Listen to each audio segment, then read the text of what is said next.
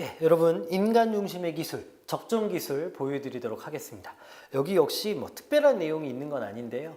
어쨌든 좋은 내용을 저희한테 소개해주고 있으니까요. 어떤 내용인지 여러 번 읽고 내용을 좀 숙지하시는 게 중요하겠습니다. 특별히 제목에 등장한 적정 기술이 어떤 의미인지 좀 아시면 좋을 것 같아요.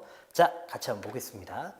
전 세계적으로 수백만 명의 사람들이 안심하고 먹을 수 있는 상수원을 찾아 수 킬로미터를 이동해 물을 구하고 있다.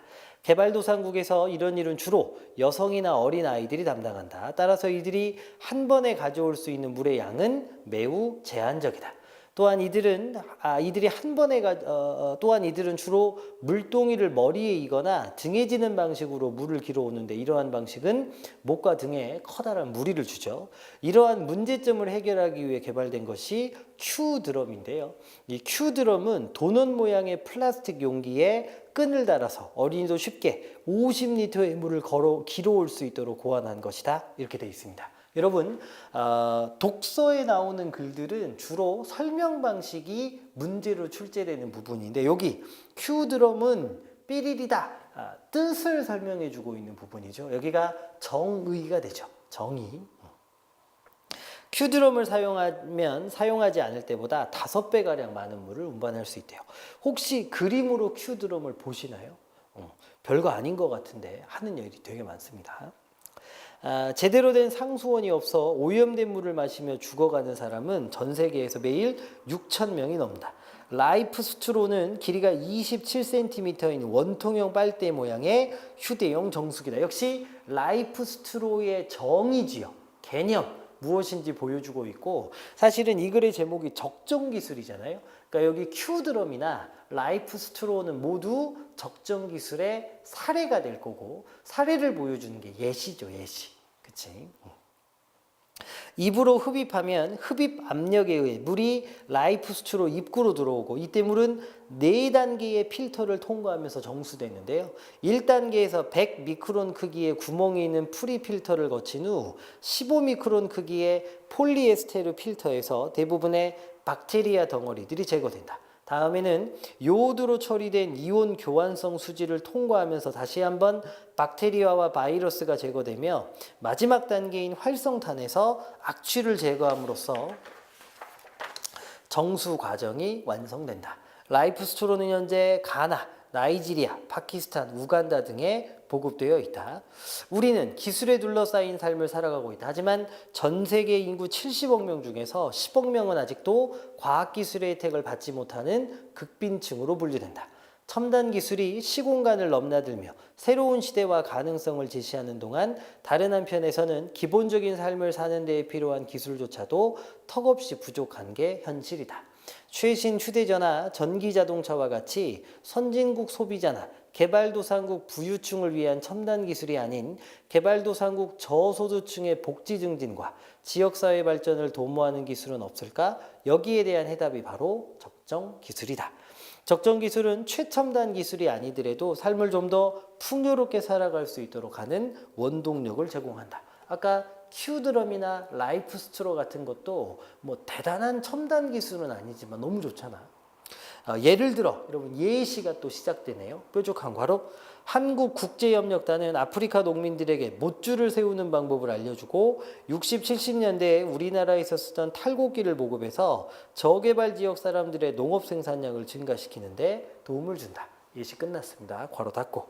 이처럼 해당 기술이 그 나라 어느 지역의 어떤 문제를 해결하는데 적절하게 쓰일 수만 있다면 그것을 적정 기술이라고 부른다. 이거 적정 기술의 뜻이 나온 거니까 또 정의, 이렇게. 적정 기술의 역사적 시원으로 거슬러 올라가면 인도의 유명한 독립운동가 간디를 만나게 된다. 간디가 적정 기술과 어떤 연관이 있는지 의아할 수도 있다. 하지만 많은 이들이 알고 있는 간디의 물레 돌리는 사진을 떠올려 보면, 간디가 주창한 현지 재료의 활용 및 자급자족이 적정 기술과 연계되는 것을 알 수 있다. 적정 기술을 본격적으로 연구하기 시작한 사람은 영국의 경제학자 슈머허다. 그는 1973년 작은 것이 아름답다라는 저서를 통해 중간 기술이라는 개념을 소개했는데, 중간 기술은 지구 남반구의 빈곤 문제를 악화시키는 원시적 도구들과 북반구의 강력한 기술 시스템 사이에 있는 기술을 말한다. 여기도 중간 기술의 뜻이 나왔으니까 정의죠. 어쨌든 최첨단 기술과 그다음에 아주 원시적인 별거 아닌 기술 사이의 중간 이렇게. 그는 근대 산업 사회의 대량 생산 기술이 생태계를 파괴하고 재생할 수 없는 자원을 낭비하기 때문에 지식과 경험을 잘 활용하고 분산화를 유도하며 희소 자원을 낭비하지 않는 대중에 의한 생산 기술을 제안했다. 슈마어가 제시한 중간 기술은 종종 적정 기술 또는 대안 기술로 표현되기도 했는데 오늘날에는 적정 기술이 다른 두 용어보다는 널리 쓰인다. 이렇게 돼 있네요. 적정 기술의 가장 중요한 조건은 여러분 지금부터는 적정 기술의 조건이 나오는데 무려 6개나 나올 거거든요. 밑줄 그어가면서 따라와 주십시오. 현지인들이 해당 제품을 구입할 수 있어야 된다는 것이다. 저렴한 비용, 밑줄 그게 1번입니다. 현지인이 적정 기술을 이용하게 하는 필수 조건이다. 적정 기술이 사용된 제품을 제작하기 위해 가능하면 현지에서 나는 재료를 쓰고 현지 기술과 노동력을 활용한다. 밑줄 그게 2번이에요.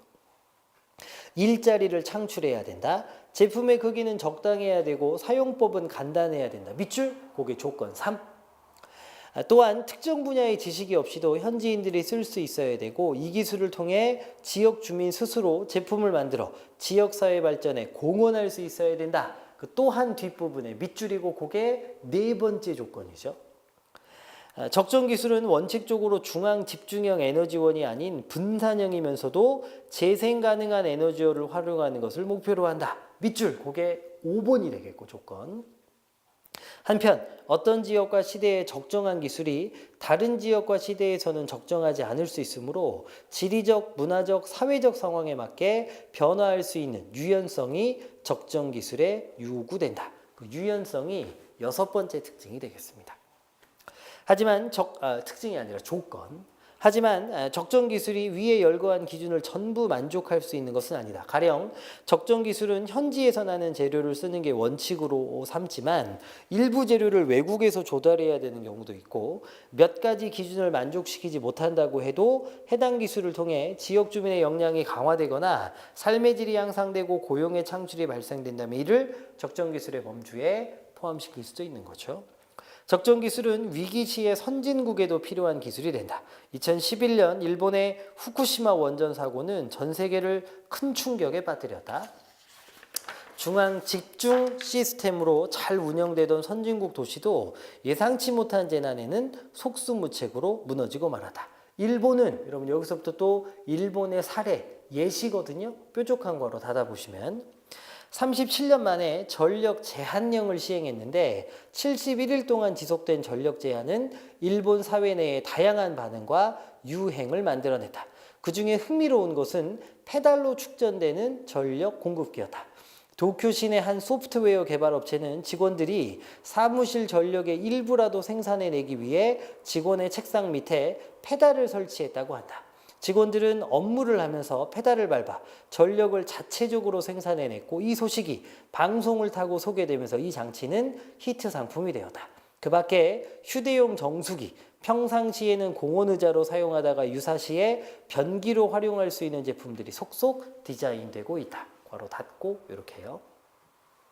여기까지가 예시였던 거죠. 일본의 원전 사고로 적정 기술은 단순히 개발도상국 사람들을 돕기 위한 기술이 아니라 전 세계인의 지속 가능한 발전을 위해 꼭 필요한 기술로 재발견되었다. 역사를 돌이켜보면 위기는 기존의 시스템이 수용하지 못하는 새로운 사고방식과 생활방식을 받아들이는 기회로 작용했고 위기의 시대가 적성기술과 같은 혁신을 유도하고 있다. 100여 년 전 인도에서 처음 시도된 인간 중심의 기술이라는 개념은 여러 사람을 통해 다듬어진 후 21세기에 들어서면 보다 확장되고 대중화되고 있다. 적정 기술의 의미는 시대와 상황에 따라 앞으로도 조금씩 변화해 갈 것이다. 하지만 적정 기술이 지닌 인간 중심의 기술이라는 속성은 변하지 않을 것이다. 왜냐하면 이러한 특징이 사라지면 그것은 적정 기술이 아니기 때문이다. 인간 중심이 적정 기술의 아주 중요한 조건이라고 소개하며 글이 마무리되고 있습니다. 어렵진 않으셨죠? 거듭 말씀드리는 대로 내용을 잘 이해하고 계셨다가 문제를 풀 때 잘 맞춰 주시면 되겠다 이런 생각이고, 요거 듣고 문제 푸신 다음에 저랑 조금 더 다지기 작업 함께 하도록 하겠습니다. 저랑은 오늘은 여기까지. 수고하셨습니다.